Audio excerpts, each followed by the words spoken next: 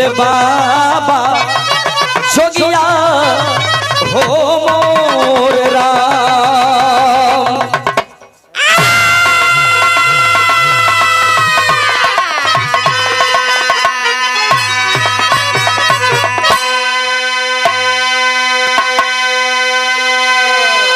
कहा पूजन पहलवान सुमन पाल नेपाल दीवाना भैया नेपाल में हेरा गल सत जवान घिंचाएगी। आइए 4 लाइन भूमिका है वीरों के प्रति। सयाला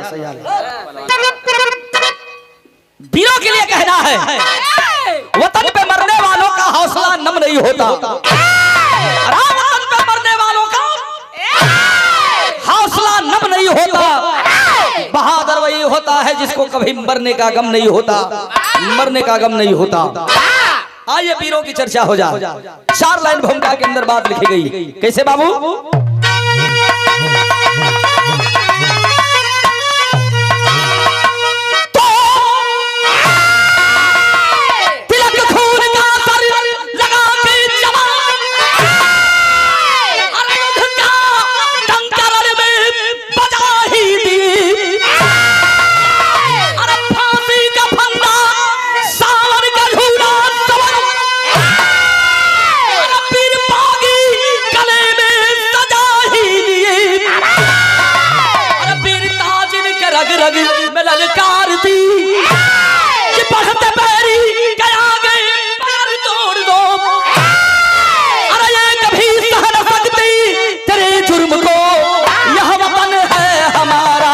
वतन छोड़ दो।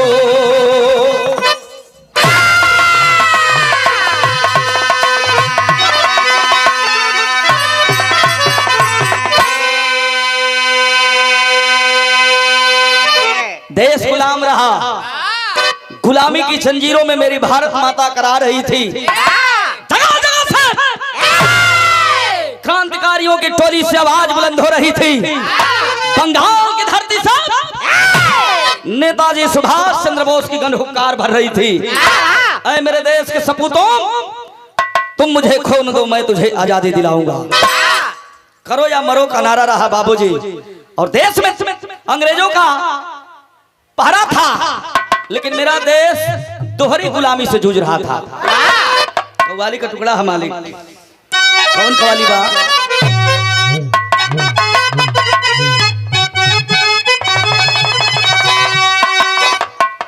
ये कव्वाली दिल्ली घराना के चांद कादरी साहब ने गाया है।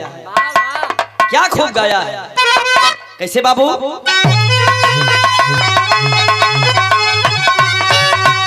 देश का दीवाना, देश का प्रहरी, देश का शेर बबर कहता है क्या कि बहे खून मेरा, अरे बहे खून मेरा, कि बहे खून मेरा चमन के लिए,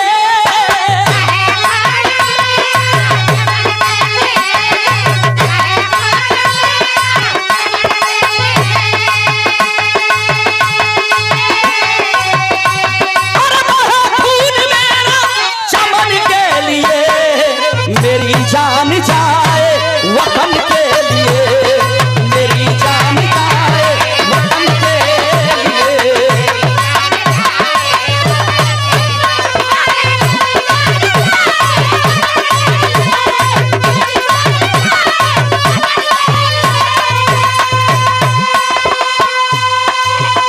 एक बात और कहता है देश का रियल हीरो। क्या कहता है?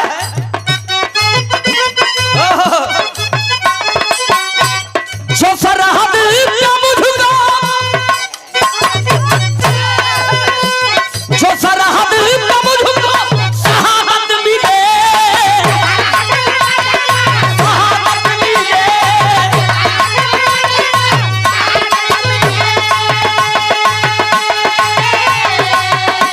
जो सरहद पे मुझको शहादत मिले, तिरंगा उठाना कफन के लिए, अरे तिरंगा उठाना कफन के लिए।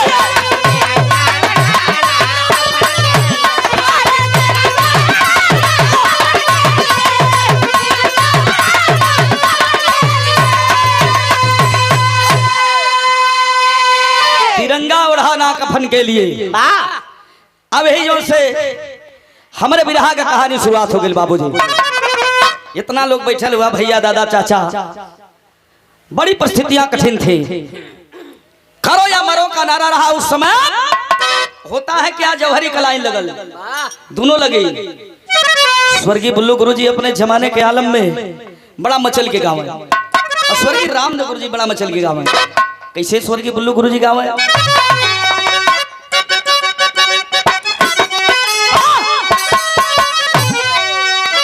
कि धन्य भरत भूमिया भारत, वीरों का बसा घराना, औलाद वीरिया चलवे दुनिया ने दिल को माना। लंदन से एक अंग्रेज चलल, कहाँ आयल? राजस्थान के जयपुर शहर में। नाम का होकर कि सर जान शिकार करिया करी, जयपुर में उदम मचाया, चौबंद हिंद के बागी गोली से उन्हें उड़ाया। बड़ा खूंखार रहा साला। तो स्वर्गीय रामदेव गुरुजी वाली लगा देता सजो।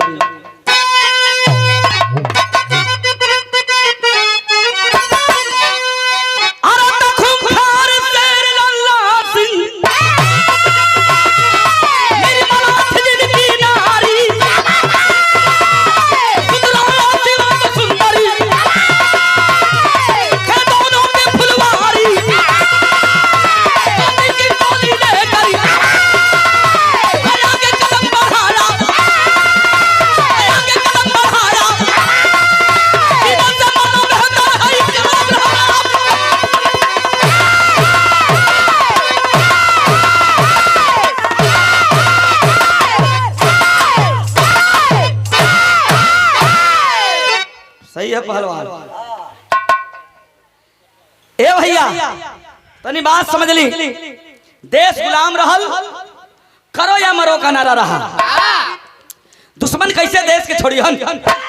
उसी समय लंदन के पार्लियामेंट से एक अंग्रेज आया हिंदुस्तान की सरजमी पर। राजस्थान के जयपुर शहर में उसकी ड्यूटी लगी, कप्तान के पद पर आसीन हुआ। आया तो सुना कि इंडिया में, भारत में बड़े बड़े क्रांतिकारी हैं, देश को आजाद कराने के लिए बिगुल बजाते हैं और क्रांतिकारियों के सीने में बारूद भरते हैं। 40 क्रांतिकारी जवान राजस्थान का अंग्रेजी जेल में बंद रहा। अपने जेलर को बुलाया, कहा मैं उन क्रांतिकारियों को देखना चाहता हूं जो अपने देश को आजाद कराने के लिए बिगुल बजाता है। जेलर ले गया, कहा सर चलिए मिलवाता हूं भारत के क्रांतिकारियों को। ये भैया ले गल तक खबर मिलल है क्रांतिकारी जवानन के तक खुशी का लहर बा कि लगा था कि हमन का रिहाई हो जाई, हमन का बेल हो जाई। बड़ा बढ़िया कप्तान आया है।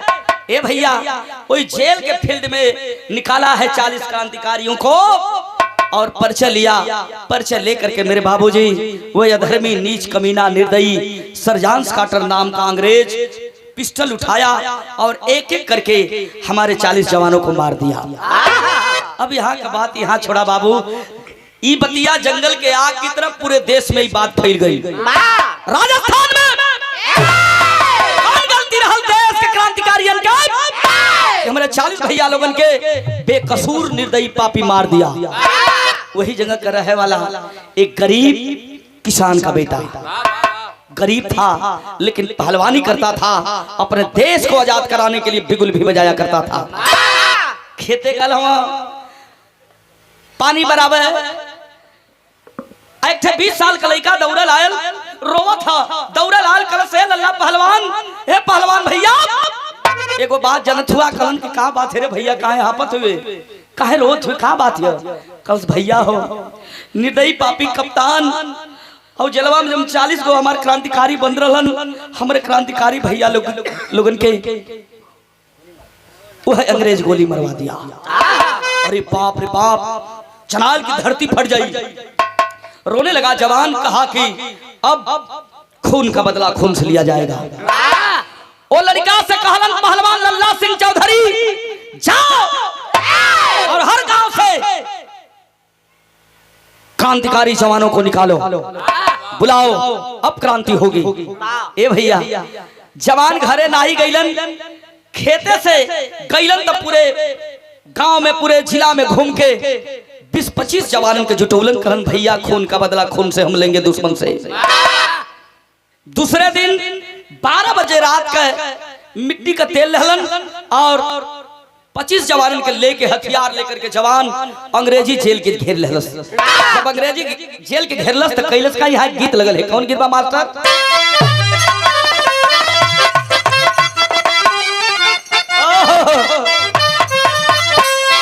अपने जवानी के आलम में स्वर्गीय रामदेव गुरु जी के मछल के गांव है। कोनो दुल्हा अखिलेश भाई कहाई ले अपने दुल्हा से कलश किए रह जाऊ ऊपर पर तो हर कमाई हो। दुल्हा कलश करे हमार ऊपर परो कमाई तो जन चौकवासा ले आवे कुछ चला बाजारे तो केकरे संग ले जेबू, केकर पैसा खर्चा करेबू? हे पहलवान का। तब दुल्हनिया कहले रहल कालस की हमारी पैजेब हो, अरे हमारी पैजेब राजा हीरा जरा दो।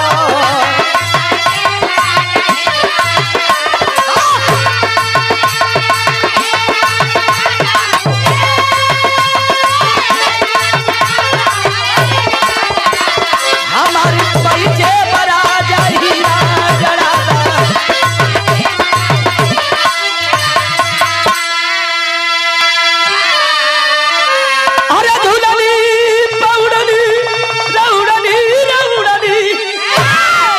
गीत रहल, लेकिन विराह सुनले भैया बाबू दादा चाचा हो। आज अपने देश के लिए वह जवान करता है क्या? अरे लगाई दी हल हो, अरे लगाई दी हल बागी आगी धनवा में लगा दिया।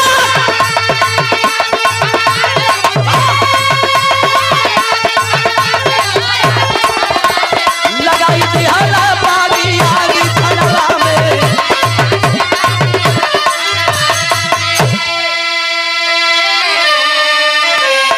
रतिया में पापी अंग्रेजवा खाए पी के सुतल हलन।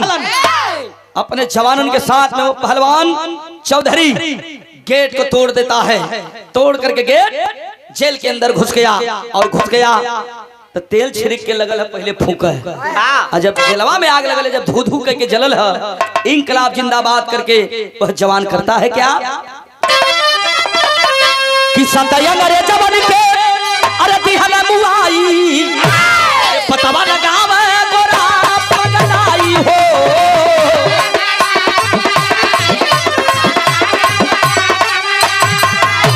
अरे दिनवा बितावे नेता के सगावा में लगाई दिहला बागी आगी धनवा में।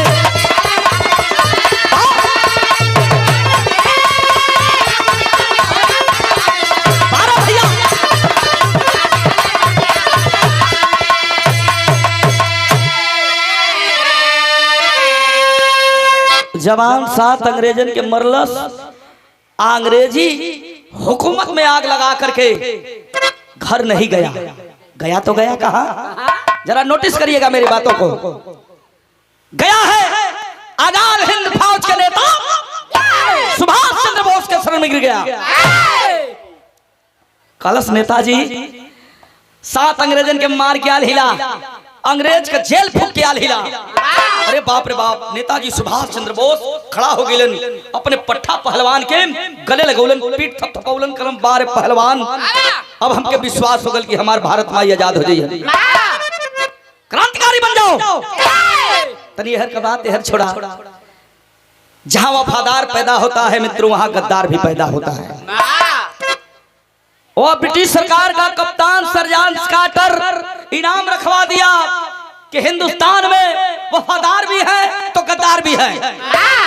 1000 मोहर का इनाम रखलस, कलस जो जिंदा लल्ला सिंह चौधरी पहलवान को पकड़वाएगा, ब्रिटिश सरकार उसको 1000 मोहर इनाम के रूप में देगी। ये कि हिंदुस्तानी गद्दार सोचलस कि जिंदगी भर कमाई बठन्नी चवन्नी 1 रुपया 2 रुपया जुटाओ में जिंदगी खत्म हो जाएगी। काहे न गद्दारी कदा थिला हम पूरा हुलिया जाना थिला आता पता चौधरी के परिवार से लेके पूरे खानदान तक बता दे 1000 मोहर मिल जाई हमके, 7 बहुत हमार बैठ के खाई खैले धन उड़ाई ना। गया है कप्तान के बंगले पर, कहा सर क्यों माइस बैठे हो, मैं जानता हूं पहलवान का आता पता। वो तो आजाद हिंद फौज का सिपाही हो गया, लेकिन घरवा बड़ी सुघर दुल्हन बा, नाम निर्मला पहलवान के दुल्हन का।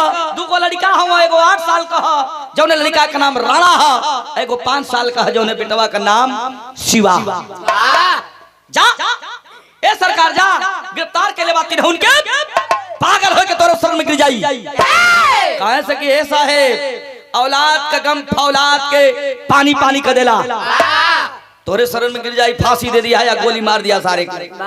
देखा वह हिंदुस्तानी गद्दार अपने देश के साथ गद्दारी कर रहा है और फूहर लहजा में अपने देश के क्रांतिकारियों को संबोधित कर रहा है। कहा वह अंग्रेज ठीक है हिंदुस्तानी गद्दार, लो यह मोहर, जाओ ऐश करो, खुफिया एजेंसी से बात लाना और क्रांतिकारियों की बात हमारे बीच में तुम पेश करना, माला माल कर दूंगा तुझे।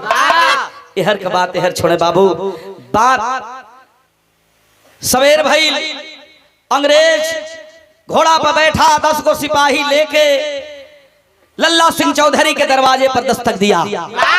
सवेरे का बेला जरा सपोज कर यहाँ बिरहा सुना वाले भैया बाबू हो, हमारा घरे परिवार, आपके घरे भी परिवार, हमारे घर का मेहरारू चाहे आपके घर का मेहरारू सवेरे अपने घर का काम काज करेली।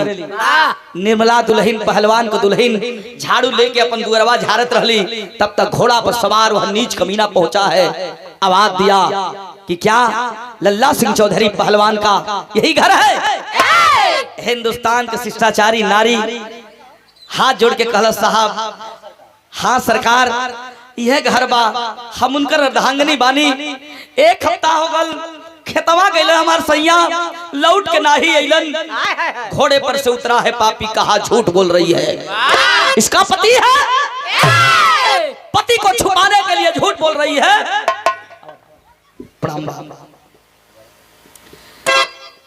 घोड़े पर से उतरा, कहा कि झूठ बोल रही है, पकड़ करके कलाई और घोड़े पर बैठाना चाहता है दुल्हन को। बार हिम्मत, बार देश का नारी, खींच करके थप्पड़ मारती है, भाग दो चाटा लगल है, साला गोर रहल, 5 उंगली का 60 ऊपर गिल गाले पर, गाल धर के खड़ा हो गल, कलश की पकड़ लो सिपाही, कान मेरा गाल ही नहीं कान भी फट रहा है, पकड़ लो इसको। ये भैया अकेला ना पकड़ पौला साला, तो अपने सिपाहियन के आदेश दे के कहस पकड़ लो इसको, पकड़वा के भैया कोड़ा से मारे लगल, पूछे लगल। एहर का बात एहर छोड़ा, तरी आजाद हिंद फौज के नेताजी सुभाष चंद्र बोस के खेमा में चला। नेताजी अपने क्रांतिकारियों के सीना में बारूद भरत रहलन और कहत रहलन, ऐ मेरे देश के सपूतों, तुम मुझे खून दो, मैं तुझे आजादी दिलाऊंगा। यह बतिया समझाओ थोन, तब तक एक तरफ जाके लल्ला सिंह चौधरी पहलवान फूट फूट के रोत भाई भैया, यह सोचत बा कि हिंदुस्तान में कई तरह के लोग हैं, कोई वफादार है तो कोई गद्दार है, कोनो धन के लालच में हमारे परिवार के विषय में बतौले हुई तो हमारे परिवार के पकड़ के अंग्रेजवा प्रताड़ित करत हुई। नेताजी सुभाष चंद्र बोस देखलन कि अभी तो आया या पहलवान तो बड़ी बड़ी बातें कर रहा था, आज लगत था कि एक खेमा में के अच्छा ना ही लगत बा, पास में गइलन बैठ के कहलन कि का पहलवान देश के आजाद ना करे बा, रोत हुआ, हाथ जोड़ करके रोने लगा बा पहलवान। कहा नेताजी औलाद का गम बड़े बड़े फौलादियन के पानी पानी कर दिला, मैं देश के लिए मर जाऊंगा, कदम को पीछे नहीं हटाऊंगा नेताजी, लेकिन गौवा में हमार दुल्हन नहीं, 2 मासूम बचवन के लेके कौने हालत में हुई है, कौने हालात में हुई है, वही लोगन का याद आवत है। नेताजी कहलन कि तोहरी परिणाम रखले हो, 1000 मोहर का जइबा परिवार से मिले तो पकड़ल जइबा, बेमौत मारल जइबा। तो यहाँ एगो गीत लिखत हूँ कवि जी, कौन गीत बा मास्टर?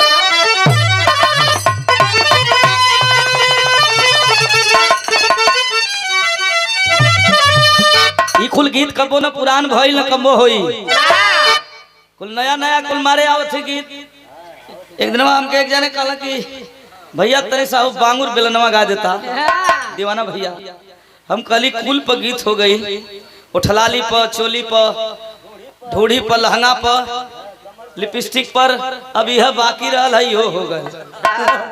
हम न गाइला भैया बांगुर बेलनवा, अब बलम के बांगुर बेलनवा। अब बतावा तैया कुल आवत बा, लेकिन ई गीत कबो पुरान ना हो। कौनो दुल्हा अपने दुल्हा से कहले रहल, का कहले रहल मास्टर?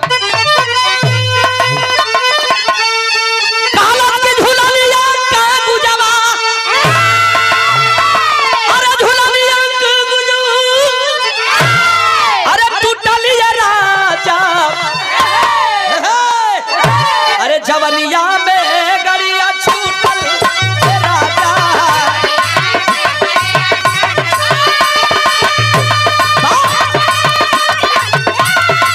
बहुत अच्छे हीरा हुआ। जवनिया में गड़िया छूटल राजा,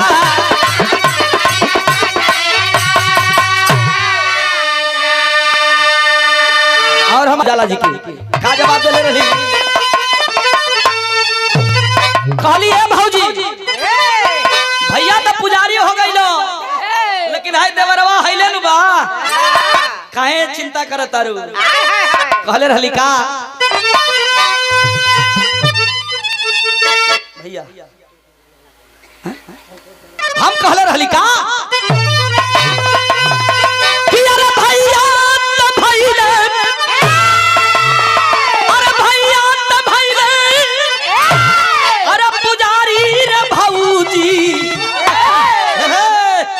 अरे तोहर कजरा के निहारी रे भौजी।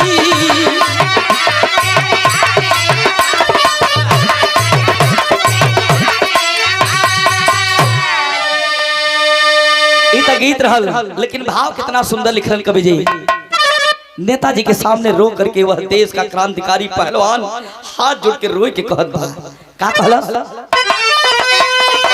अरे माया समत,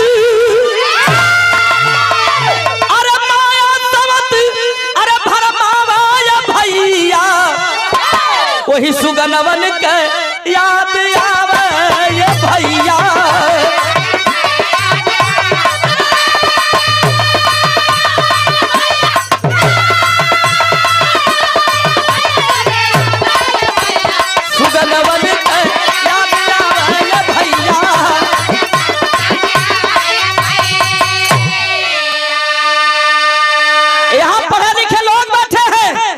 नेताजी सुभाष चंद्र बोस भेष बदलने में बड़े माहिर रहे, अंग्रेज कभी उनको पकड़ नहीं पाए। नेताजी कहलन ऐसे मत जा बचवा, भेष बदल के जाए के हुई। उपाय बताओ थो नेताजी सुभाष चंद्र बोस पहलवान के का कहे चाया बच के खोजे हाउ अंग्रेज बेईमानवा, अरे जोगिया का भेष बनावला जवनवा।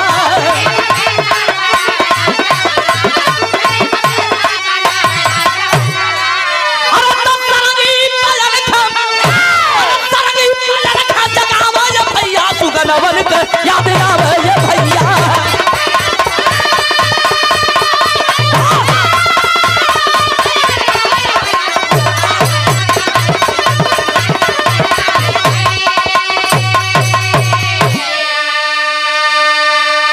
कहला है नेताजी कि भेष बदलना और भेष बदल के जा, आज झटके में अपने परिवार से मिलकर पटके में चल जा, राज खुले न पावे बाबू, क्योंकि अंग्रेज बहुत चतुर चालाक है, शंका होगी तो पकड़े जाओगे, बेमौत मारे जाओगे। कहलन की साधु का भेष बना ला, जोगी का भेष, सरंगी गुदरी लेके अब भजन गावत अपने परिवार से जा मिल के आओ। आय हाय हाय बाबूजी, रच रच के नेताजी अपने देश के लिए, अपने मातृभूमि के आर्यावर्त के लिए नेताजी उस पहलवान को जोगी बनाते हैं और सरंगी गुदरी दे के कहन जा भजन गावत अपने परिवार से मिल के आवा। कल कुछ राशन भी लेना, सूर्यास्त होने वाला है, रमता जोगी बहता पानी, वही दरवाजा पर बैठ के भोजन बना लिया, यही बहाने अपने परिवार से मिल लिया।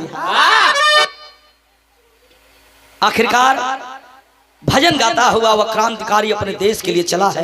कौन कौन भजनिया गावत रहे? यह भजन गावत था क्रांतिकारी जोगी रूपी वह पहलवान कि अरे माई को ही अरवाय अपना, माई को ही अरवाय अपना लाल से जुड़ाई हो, माई को ही अरवाय अपना।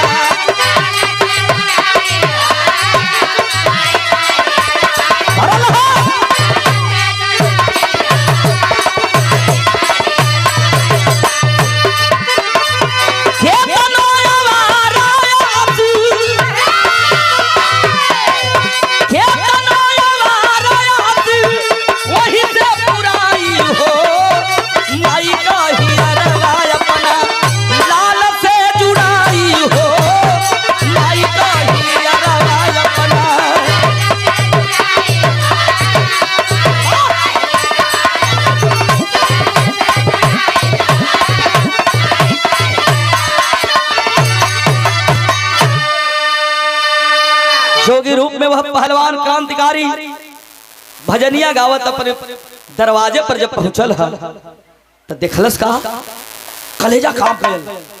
भैया भैया कलेजा काम गया। वह देखता है जोगी रूपी क्रांतिकारी कि हमारे दुल्हन के कोड़ा से पापी मरले है, बेहोश पड़ी है दुल्हन निर्मला। आ दोनों बचवन के मुंह पर पपरी पड़ल है, मुंह सुखायल है, कई दिन का अन्न पानी छुटल है। सोच रहा है वह गरीब पहलवान, वह किसान का बेटा कि अपने गरीबी में मजदूरी करके अपने बचवन का कबो पेट ना जल ली, लेकिन आज देश के कारण मेरा परिवार चल रहा है। लेकिन नेताजी कहे थे कि बाबू संभल के, पहले देश होता है बाद में परिवार होता है। आसन मार के बैठ गया, नकली दाढ़ी है, नकली बार है, नकली मोछ हो, साधु भेष में सरगी को रखा और राशन निकाला है और गोहरा पर आग सुनका के भोजन बना के जब तैयार कैलस, जो ही खाए का तैयारी कैलस बाबू तो गजब न हो गई। यहाँ पचरा का भाव लिखते हैं कवि जी, क्या लिखते हैं?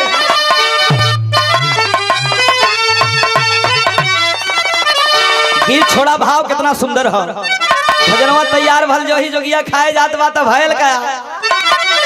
अरे बनाई के भोजनवा बाबा, अरे बनाई के भोजनवा बाबा, अरे खाया चलल खनावा, खनावा पाउर भइलेना, ओ खनावा पाउर भइलेना, आइले कोदिया के सुगनवा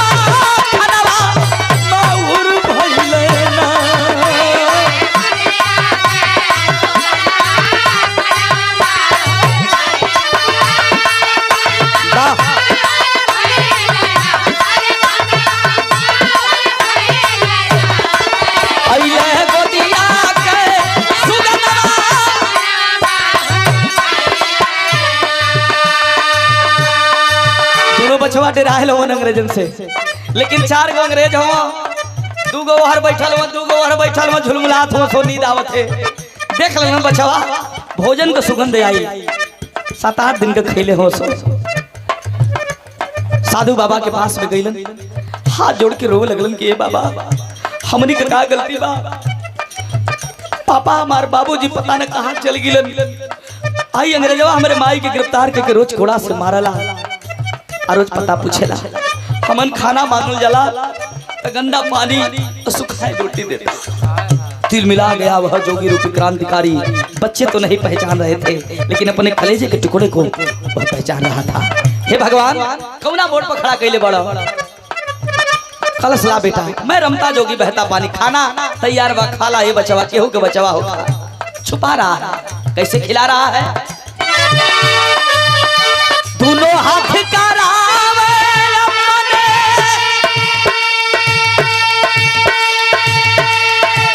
दोनों हाथ करावे अपने, सुगमन के भोजनवा खनवा माहुर, हो खनवा माहुर, पर मारना बेईमानवा खनवा माहुर भइलेना।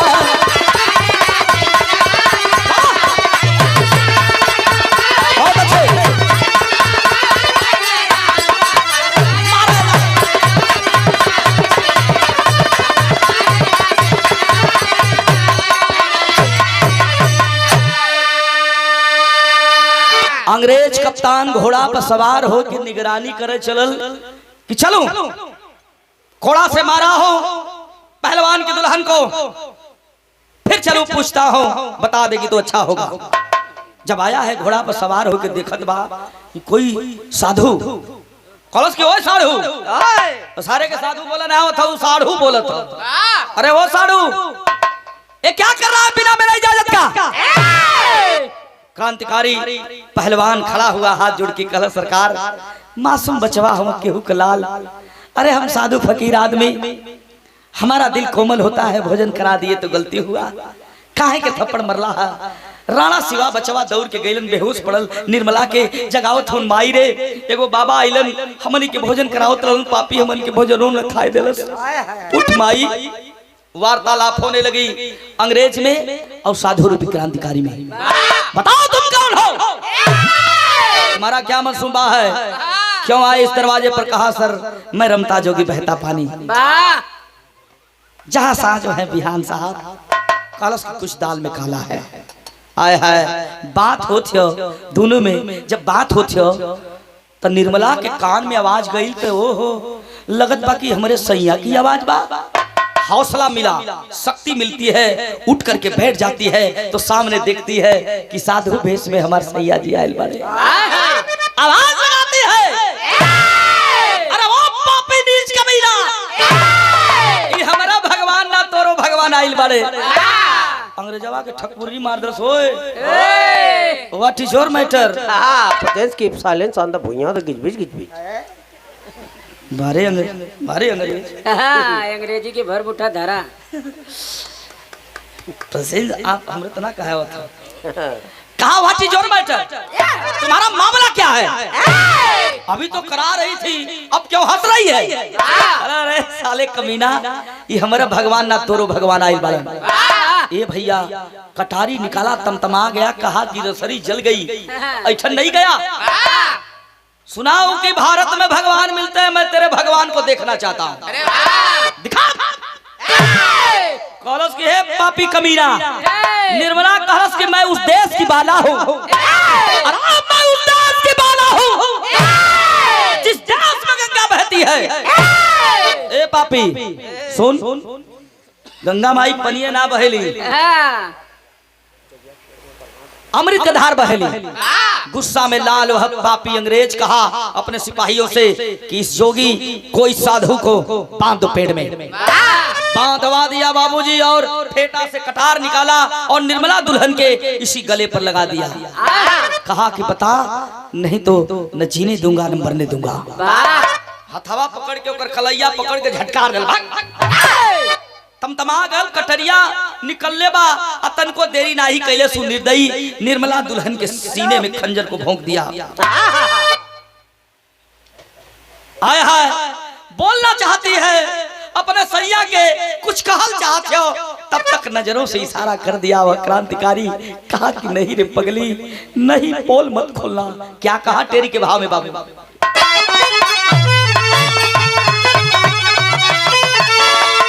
अरे अरे बचाई के माई का लजिया,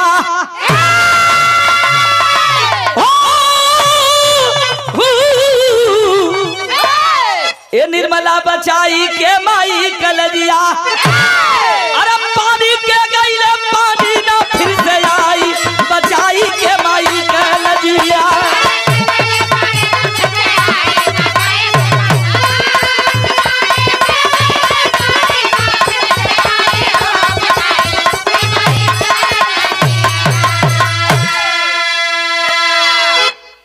टेरी के बाद स्वर्गीय बुल्लू गुरुजी विराह के बानगी कहें,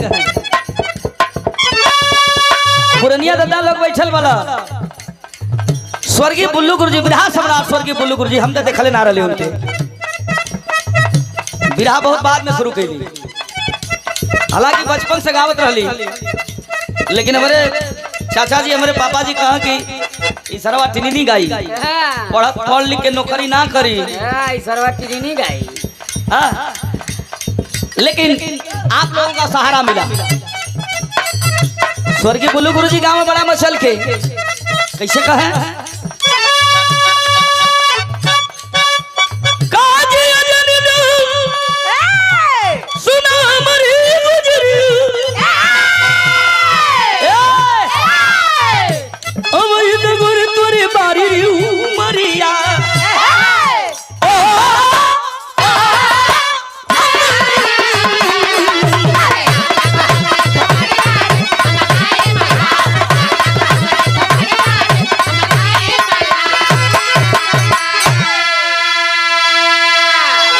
ए भैया ये तो बान गिर रहल, लेकिन कहानी ना छूटे। आखिरकार हाँ हालो दीवाना भैया कहलन है ना हाँ कि उनके मैडम से भेंट कर लिया, वो दवा देती हैं। वाह हाँ जाके वजन कम करवा लिया, क्या करेनी वजन कम करने की दवा देती है। जा जा जा तू सार करवा ला। हाँ हम तो तोरे घर में कह ले। अच्छा तो सार जितना होला पहले गरियावल, हाँ तो तो क्यों को सार होबा। वो तो मला बनावल है, लेकिन तू बतावा कसम खइबा के कर सार है? हाँ अरे भाई वो मैं कसम वाली कौन नहीं नहीं बतावा, लोग जाने हाँ हाँ करता ले लेवा हाथ में, कसम खाना कि हम तो आज जीजा है कि ना। करता ले ले कभी जी तो अर्जी जाऊँ। अरे हर का बात तो हर नाम मायने रखे। हाँ आइए जीजा कहे में लाज लगत है। हाँ जीजा इनकी ए भैया ए! इशारा बिना मतलब का बोलता है। सार बिना मतलब को होइबे करो। जैसे तू बड़ा आय हाय भैया नेताजी सुभाष चंद्र बोस घड़ी देखलन कलंग रे यार 2 घंटा ना 3 घंटा होगा, वाह लगल बात कुछ दाल में काला हो, लग रहा है मेरा पहलवान मेरा क्रांतिकारी खतरे में पड़ा हुआ है। कैलन का नेताजी गीत हो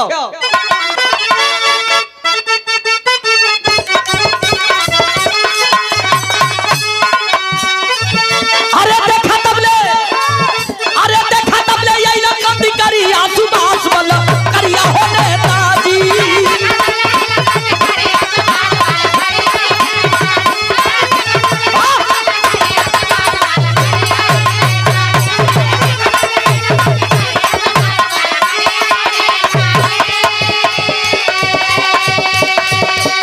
अरे बाप रे बाप नेताजी तैयारी कैलन हा, यहरिया जवाब दुल्हन के मरले हा और उसी कटारी से राणा सिवा बच्चों दोनों बचवन का हत्या कैलस। कहा ये जो बच्चे हैं ये कभी बड़े होंगे, इस बोला हुआ या फन हो जाए तो हम ही के डंक मरी हो। उसी कटारी से मार दिया, तमतमा गया है वह क्रांतिकारी नेताजी का बतिया याद आओ थे पहले देश बाद में परिवार। खुफिया एजेंसी से बात मिली अंग्रेजों को कि सुभाष चंद्र बोस आ रहा है। नेताजी से सारे डेरा अंग्रेज, नेताजी पहुंचलन भाग खड़े हुए अंग्रेज, 3-3 गो लाश खून की धारा बह रही है और कटारी उसी दरवाजे पर छोड़ करके गया था अंग्रेज। तो लल्ला सिंह जाए बोले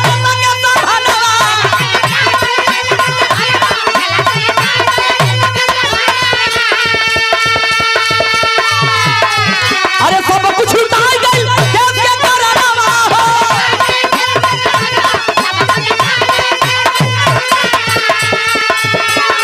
अरे राखी भाई खिला पूरा वाली आजू बात बोलो करिया हो नेताजी।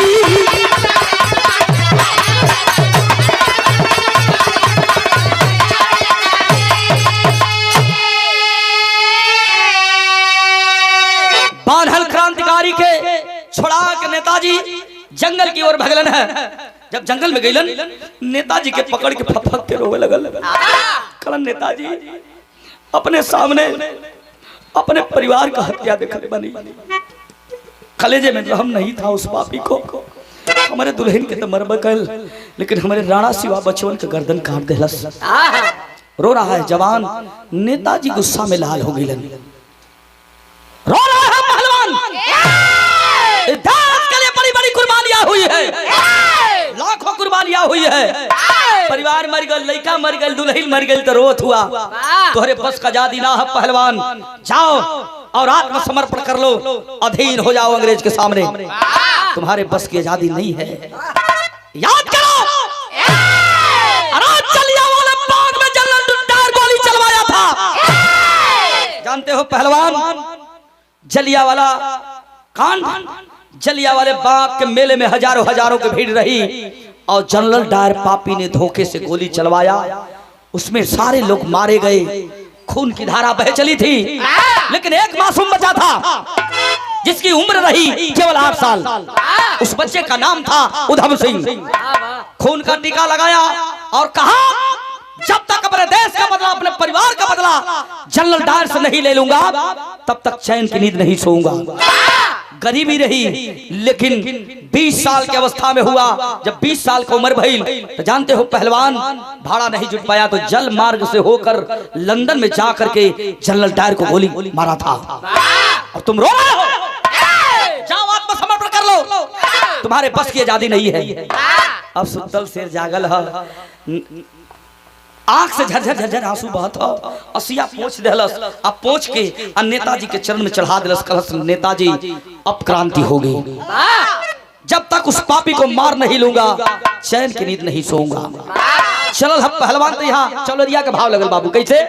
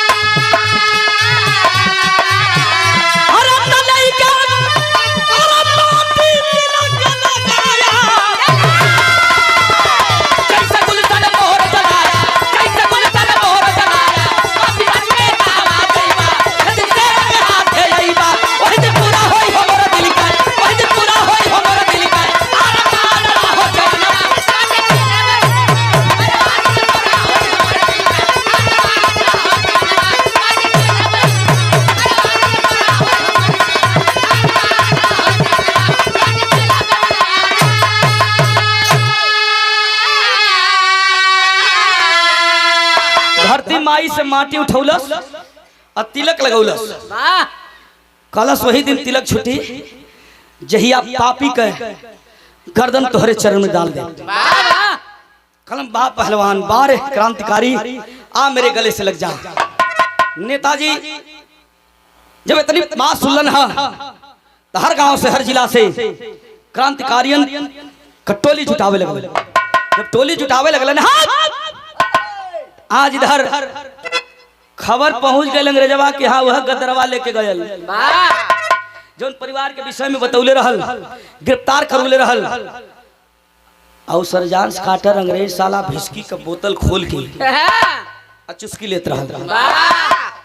हिंदुस्तानी गद्दार पहुंचा, कहा अंग्रेज कह रहा है नशा में व्हाट, ओए हिंदुस्तानी गद्दार क्या खबर है? खालस गद्दार कि होश ठिकाने में लाइए कप्तान, बड़ी खबर तो अच्छी है बुरी भी है। कहा मतलब? कहा जो पहलवान के मारा बड़ा इनाम रखले रहला, तू कहला हमसे कि मेरा डर के मेरे खौफ से मर गया होगा कहीं, लेकिन अभी वह जिंदा है, कसम खाया है, हिंदुस्तानी है, भारत का रहने वाला है, वो कसम खाया है आपको मारेगा तो मारेगा। भाग जाइए लंदन। खलस की मेरे खिलाफ एक पत्ता नहीं हिलता है, कौन मुझे मार सकता है साला? खलस की जल्दी भाग जा। खोजा था लेटर पैड निकल, साली हाली अंग्रेजी में लिखल, अपन छुट्टी आ लंदन के पार्लियामेंट में पारित करवाया और ओकर छुट्टी मंजूर हो गई बाबू।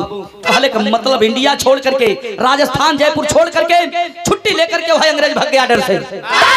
लंदन में गए तो ओकर भव्य स्वागत भइल कि इंडिया में, भारत में खौफ पैदा करके आया है।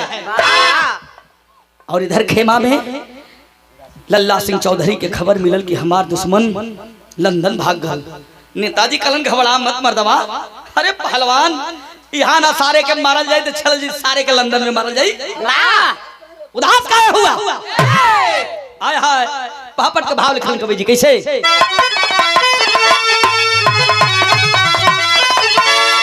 अरे फंसी भंवरी में, अरे फंसी भंवरी में, अरे आज धर्म का नैया धरती मैया के, अरे भागल जान बचा के नीचे कसैया धरती मैया के।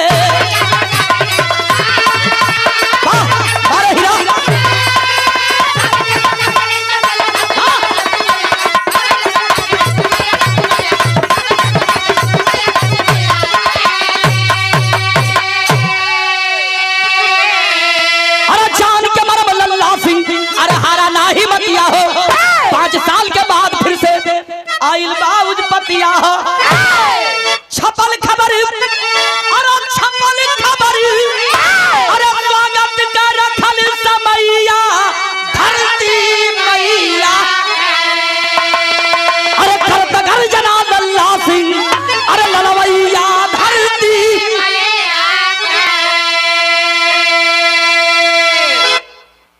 करत गर्जना लल्ला सिंह ललवैया धरती मैया के। 5 साल के बाद ब्रिटिश सरकार वो पापी कप्तान का नियुक्ति भारत के दूसरे राज्य में करती है, क्योंकि हिंदुस्तानियों के बीच में खौफ पैदा किया है, गुलाम भारत में खौफ पैदा किया है, तो इसकी नियुक्ति दूसरे राज्य में होनी चाहिए। वो का नियुक्ति कहाँ भइल दोबारा बाबू? कलकत्ता में। कलकत्ता में ओकर दूसरी नियुक्ति भइल। नेताजी सुभाष चंद्र बोस के जब खबर मिलल वो समय ही, और हमारे बड़े अजीज, हमारे विभावक, हमारे बड़े भैया जो नियुक्ति होकर दोबारा कलकत्ता में भइल, ओ समय नेताजी है मिर्जापुर सोनभद्र में रहलन, क्रांतिकारियों के टोली जुटावत रहलन। खबर मिलल नेताजी सुभाष चंद्र बोस के और अपने पहलवान के बोलल रहे, पहलवान एगो खबर बताए तो बड़ा खुश हो जेबे पट्टा। कहलन है लल्ला सिंह चौधरी नेताजी बताई कलन की दुश्मन के लंदन के तैयारी करत रही जा, ओकर दूसरी पोस्टिंग दूसरी नियुक्ति वही कलकत्ता में भइल है, और धर्मतल्ला मैदान में ओकर भव्य स्वागत की तैयारी हो रहा बा। नेताजी निकलना है मिर्जापुर सोनभद्र होते हुए, बिहार होते हुए जब कलकत्ता पहुंचलन तो वहां नेताजी से 1-1 लाख का बात पहलवान कह रहा था अपने क्रांतिकारियों से। क्या कह रहा था? कहलन अरे तो जान से बढ़ी करियान का कीमत,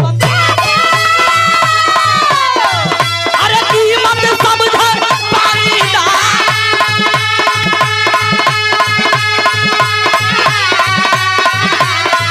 अरे काल से चूकल बंदर झंख, अरे काल से चूकल मरदगार,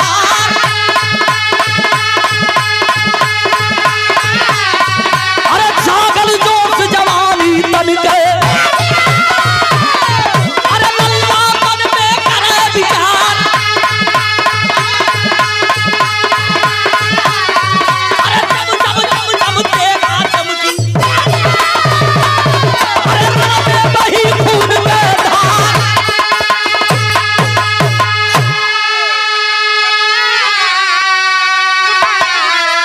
नेताजी सुभाष चंद्र बोस अपने क्रांतिकारियों के लेके वही धर्मतल्ला मैदान जे भैया गए हुए कलकत्ता, धर्मतल्ला मैदान देखले हुई, वही धर्मतल्ला मैदान में पापी का भव्य स्वागत रखल गई बा। यही तरह मंच लगल बा, भाषणबाजी दे रहा है, भाषण कर रहा है। ऐ कलकत्ता वासियों मेरी बात सुनो, मैं जब राजस्थान में था, जयपुर में था, मेरे खिलाफ एक पत्ता भी नहीं हिला करता था, और सुनो जो मेरे खिलाफ चलेगा मौत की सजा उसको दी जाएगी। ये कुल बतिया करत था नेताजी कलन के बड़ा बड़बड़ा था साला, छफेरा निकलन कलन की 6 गोलियां मन को तो सारी के कलेजा में उतार देंगे। हाय हाय हाय हाय, 12 शेर पहलवान, वह गरीब का बेटा, किसान का बेटा, नेताजी का चरणिया छान ले लस कलस के नेताजी आप ना जीबा, हम कसम खैले ही ये पापी के मारे बद हमके आशीर्वाद दा, हमके भेजा, हमार दुश्मन है, हमके भेजा, देखी परीक्षा में पास होती की फेल। नेताजी कहलन यही दिनवा का इंतजार करतली भैया, 5 साल पहले वाली बात याद कर, जौने भैसवा में गल रहला तोहरे परिवार के टुकड़ा टुकड़ा के रहल पापी उ कटरिया भी आज संभाल के रखले हिला और जौने भेष में गलला उ कपड़वा उ दाढ़ी बार कुल रखले हिला मुछिया। वाह जोगी का भेष फिर बनौलन, नकली दाढ़ी नकली बार और एक झोलरी में 6 फैरा रिवाल्वर और दूसरी झोलरी में चमचमाती हुई कटारी रखे, कहे जाओ बहादुर अपने दुश्मन का स्वागत करके आओ। चलो है जवान का आल्हा का भाव तरी से हमारा आल्हा चेंज रही। हमारे गाजीपुर का आल्हा गवैया हनीफ दादा गावत रहलन बड़ा मचल के। कैसे गावत रहलन?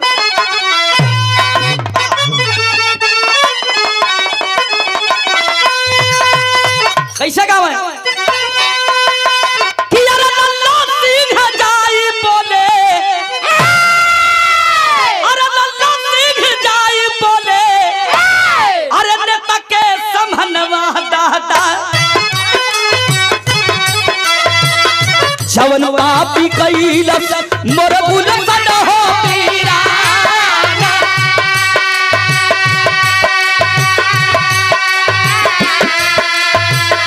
जवन पापी कैलस मोर बुलसन हो पीरा।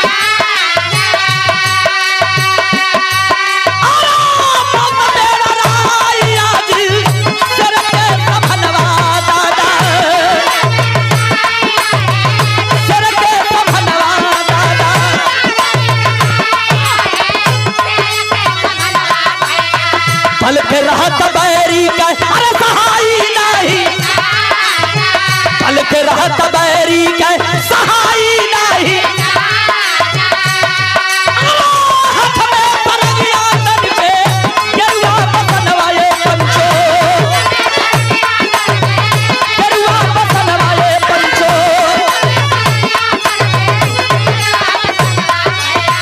छुड़िया छुपाए चला तेरा माली, छुड़िया छुपाए चला शेर बाली। चला हल्का भारी कलकत्ता शहर गए दादा।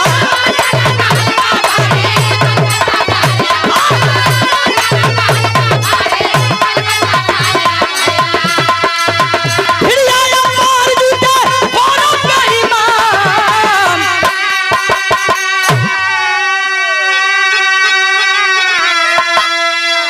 भिड़िया चीरत पहुंचल जवान और मंच के सामने इतने मंच जैसे लगल बा माइक लेकर के बोल रहा था वो अंग्रेज वाह साधु भेष में जाके खड़ा भल प्रणाम करत था नीचे से। देखा अंग्रेज कहा कि वही साड़ू, सारे के हिंदी शुद्ध बोला नहीं आवत था, साधु के जगह साड़ू कहता वही साड़ू। नीचे से बोला था क्रांतिकारी जवान की साहब धर्मतल्ला मैदान के समीप से जा रहा था और मैं हिंदुस्तान का एक नागरिक होने के नाते मेरा भी फर्ज बनता है कि आप मेहमान रूप में आए हैं, लंदन से आए हैं तो मैं भी आपका स्वागत करता चलूं। मेरा फर्ज है, मेरा धर्म है। घड़ी देखलस कलस की ठीक है ओके आओ, मेरे पास टाइम नहीं है और मीटिंग में जाना है मुझे, आओ मेरा स्वागत करो। आए है बाबूजी इतना बतिए सुनते हो, शेर की तरह छलांग लगा के पहलवान मंच पर आके खड़ा हो गया सामने। चारों तरफ देखा धर्मतल्ला मैदान में हजारों हजारों का भीड़ और सिपाही होकर अंग्रेजी सिपाही बंदूक लेके तैनात हो सो आरी आरी धर्मतल्ला मैदान में। माला निकलने के बहाने कहा सरकार मैं हिंदुस्तान का नागरिक हूँ, मैं साधु हूँ फकीर हूँ, लेकिन मेरा धर्म है आपका स्वागत करो। हाँ ठीक है ओके जल्दी करो। माला निकलने के बहाने झोली में हाथ डाल पटाख से डल्ला से झटाक से निकाल के कनपटी पर लगो। कभी जी हो भैया वो अरे वो अंग्रेज ना हो ये हम बताओ थी रोल करो थी कलर बता साले अंग्रेजवा बॉयलर मुर्गा की तरह लगल धीरे धीरे फड़फड़ पखिया का उन्होंने हिले तरी हिले देसीवन महीना हिले ए भैया कलश की तू ओए साड़ू भेष में तू क्रांतिकारी है, मुझे मौत से बहुत डर लगता है, गोली मत चलाना गोली मत चलाना। कहा कि साले क्रांतिकारी कहा कि साले मुझे पहचान मैं कौन हूँ। नकली दढ़िया नकली बरवा नोच के फेंक दलस, चलो पहचान मैं वही हूँ पहलवान जिसके सामने तूने साले मेरे पत्नी को मार दिया। मेरे मासूम बच्चों का क्या कसूर था, उनके पढ़ने लिखने का, खेलने खाने का उम्र था, मेरे बच्चों को मार दिया। मैं वही हूँ। कहा कि व्हाट, अभी तो जिंदा है। मैं तो समझा मेरे खौफ से मर गया होगा। नहीं, हिंदुस्तानी इतना कमजोर नहीं है रे साले। पहले अपने सिपाहियों से कह दे जो खोदनी लेके तैयार हो, बंदूक लेके नीचे रख दे। मैं किया पकड़ के कहा, सारा सिपाहियों ये साधु नहीं है, ये साधु मतलब साधु नहीं है, ये साधु फेस में क्रांतिकारी है, मुझे मार देगा। फेंक दो बंदूकें। बंदूक नीचे रख देना। कुछ सिपाही, ये भैया मौका पाया है, बारे देश के क्रांतिकारी, बारे देश का वीर, सशक्त नमन करता हूँ आपके चरणों में। 3 गोली मरलस अंग्रेज के, लगल बॉयलर मुर्गा की तरह होचका। अफरा तफरी मच गई धर्मतल्ला मैदान में, गोली चलल, कहर चलल, भागो। सब लोग भागे लगल। जब भागे लगल हो, बारे हमारे देश का वीर, बारे देश का पूजा, बारे देश का धर्मधारी धरती, वीर कैलाश का खड़ी कलाई।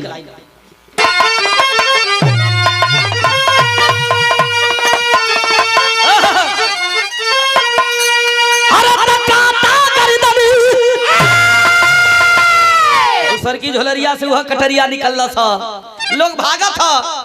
वही मंचवा पर अब ओकर सांस चलत से तनी तनी हिला था साला अंग्रेज। तो कैलाश का एक तरह बरवा पकड़लस। तो कैलाश का हमारे देश का क्रांतिकारी, अरे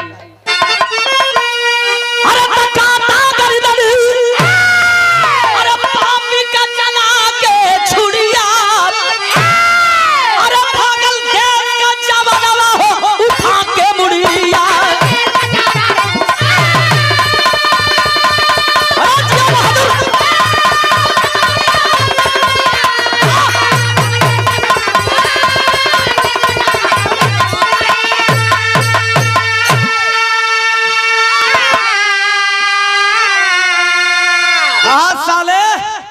तो गुलाम बनाएगा, लाखों कुर्बानियां होंगी, लेकिन वीर पैदा होते रहेंगे। सर से धड़ अलग कर दिया पापी का, और बरवा पकड़लस। तो कैलाश का पकड़ के मुड़िया छोड़लस ना, मुड़िया उठौलस, अपने झोलरिया में रख लेलस। झोलरिया में रख के जहां नेताजी इंतजार करते रहे सुभाष चंद्र बोस, पापी का मुड़ी लेकर के और मंच से कूदा और दौड़ करके भागत लेके। तब तक अंग्रेजी फौज देख ले बा। तो कैलाश का अरे पिठिया में गोली मारे गोरे बेईमानवा, अरे धरती रोवाना ऊपर रोवाना गगनवा।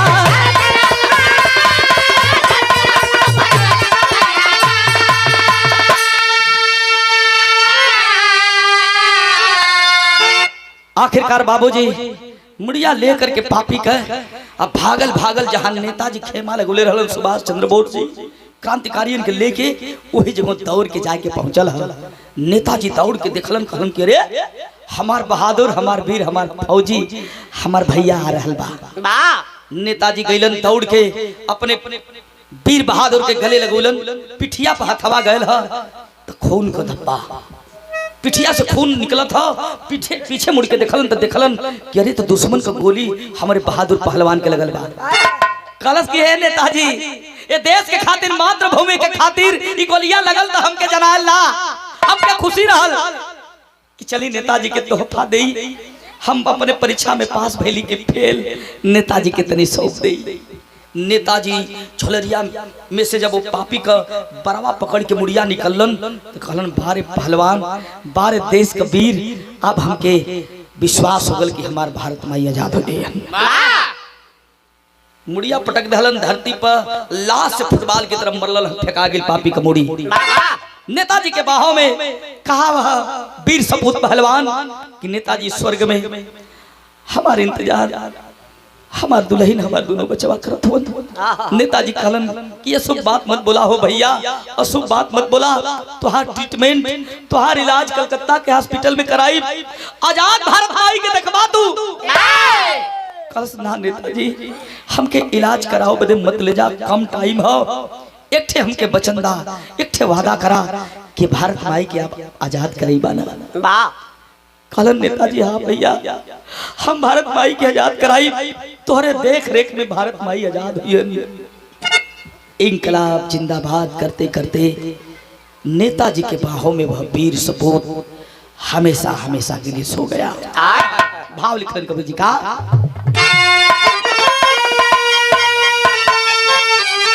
कैसे बाबू, कैसा